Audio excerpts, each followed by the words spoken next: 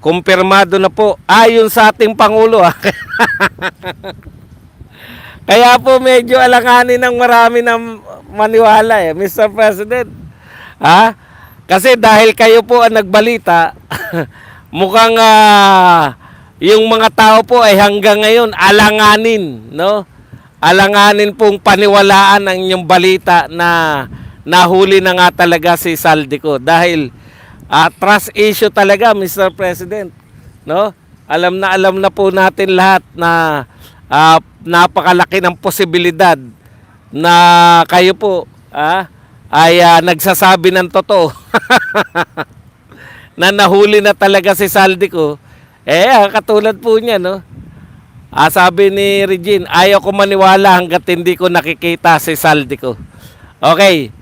Pero ngayon po, marami po kasi, syempre, alam nyo naman, iba rin po yung mga patakaran dyan sa Czech Republic, kung totoo man. Definitely, totoo naman po. Ang problema lang talaga natin yung trust issue sa ating pong presidente, no? Malala po talaga. Puta, nagja-jumping jack na nga Tumatakbo na nga ng nakabarong Pero ang isip pa rin ng mga tao teka muna. Baka AI yan. Ang oras po dito sa Danang City ay 6:57 ng umaga. So, advance po kayo dyan ng isang oras sa ating bansang Pilipinas. Okay.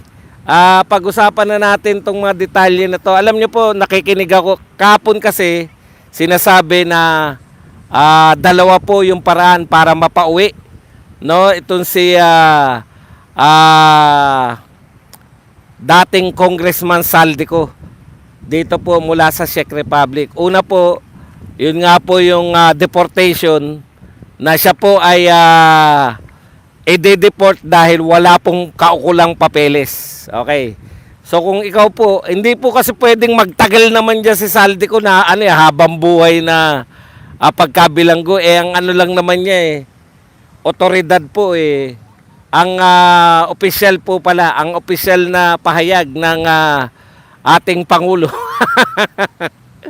Natatawa kasi lahat pag Pangulo yung nag-ulat Okay, si Saldico po ay nakulong dahil actually nasabat. Yun po yung magandang termino, nasabat dahil sa kakulangan ng papeles. Ngayon, yung isa po, yung deportation, mas mabilis po yun dahil wala na pong kinakailangan ng mga batas, no? Kung ikaw ay walang papeles, ibig sabihin, illegal yung pagpunta mo ron sa Czech Republic. Kaya pwedeng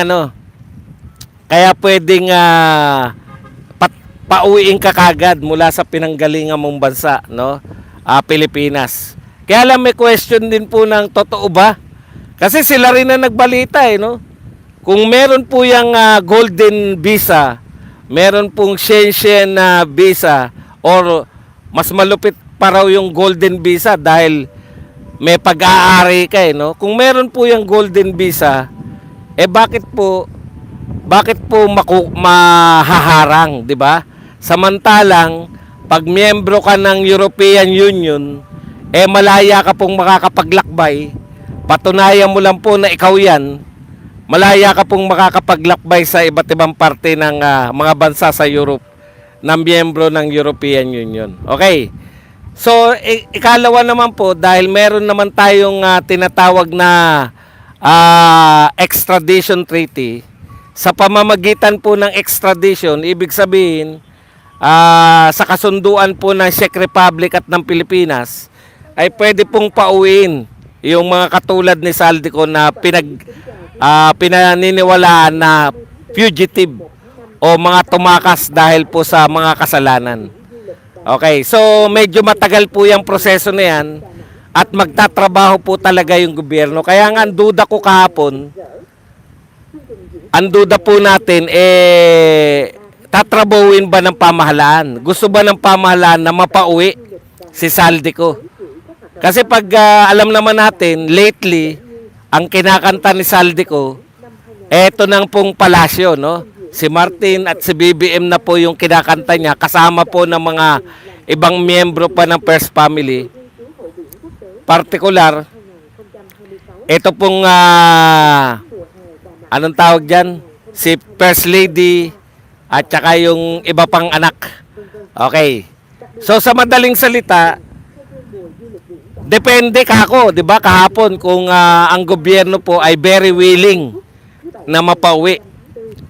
Ngayon, ayon naman po kay Roque dahil inaral niya na daw po yung batas ng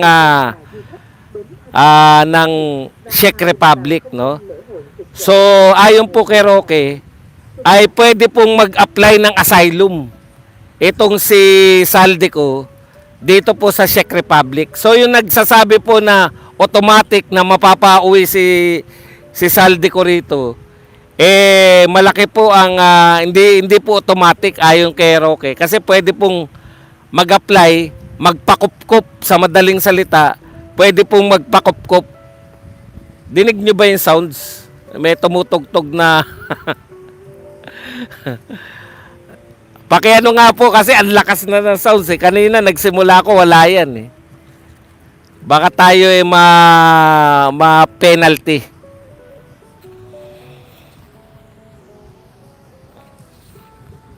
Okay. Dinig pala, putya, yari tayo dyan. Hindi, yung sounds po nung background po na music. Yung background po na na tugtugan, dinig nyo po. Mahina pero dinig nyo. Kasi lilipat tayo. Kung meron po, lilipat na lang tayo. Hindi po tayo po pwedeng meron sounds kasi okay, tuloy na lang po natin habang naglalakbay.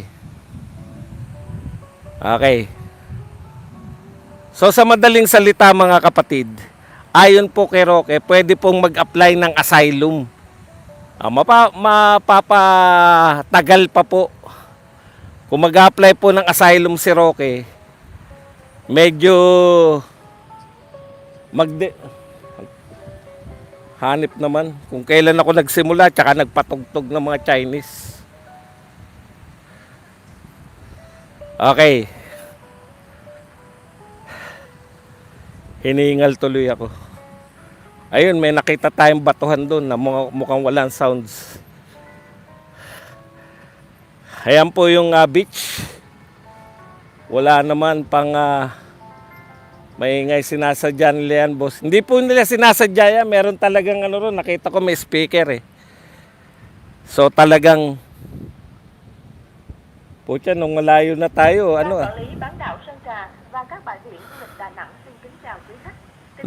nung malayo na tayo, tsaka natapos yung kanta. Teka lang ha. Saglit lang po at mahirap maglakad, mag-isip. Habang tayo po ay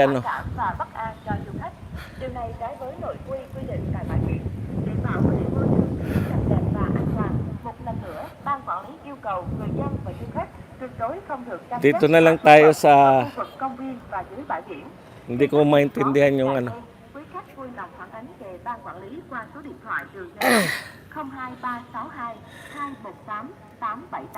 xin cảm ơn. Puta, titigil din pala.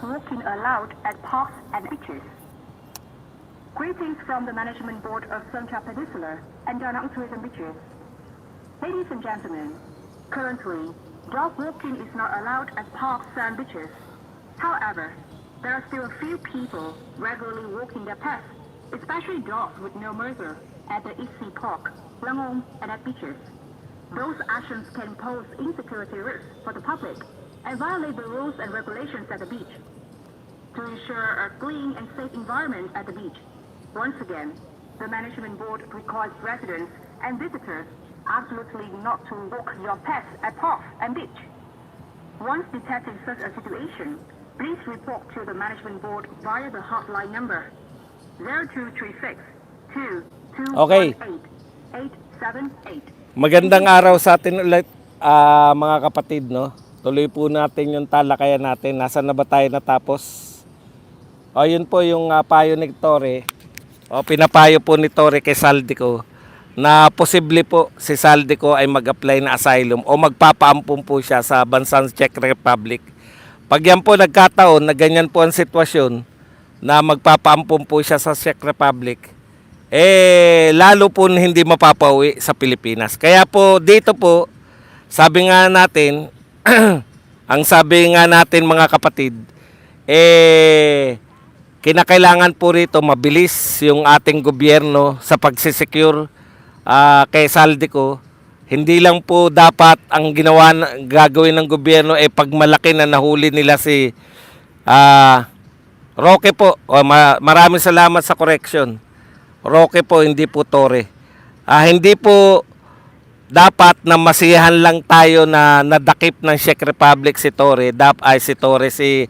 Si Saldico. Dapat po pagsikapan din po ng ating gobyerno na maiuwi at mapanagot itong si Saldico dito sa Pilipinas. So, paano po yan? Kailangan po nilang patunayan na ito po si Saldico ay fugitive o tumakas po sa kanya pong tungkulin sa batas ng Pilipinas, no? Siya po ay may kasalanan o may haharaping kaso at malaki po ang posibilidad na siya po ay mapatunayan na sangkot sa sinasabing kaso. Okay.